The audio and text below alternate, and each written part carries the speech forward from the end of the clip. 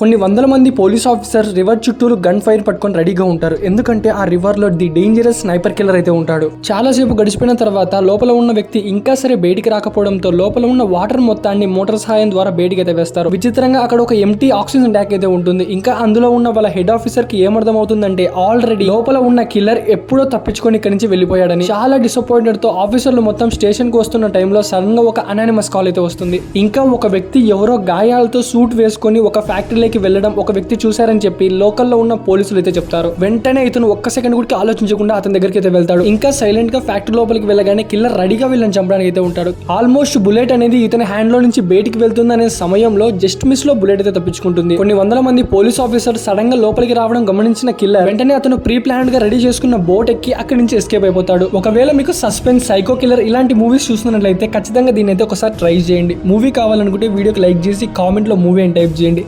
విచిత్రమైన మూవీస్ అనేవి మీరు చూడాలనుకుంటే మర్చిపోకుండా మన ఛానల్ ని కింద ఉన్న సబ్స్క్రైబ్ బటన్ ప్రెస్ చేసి దాని పక్కన ఉన్న బెల్ ఐకాన్ అయితే ఆల్ లో పెట్టుకోండి.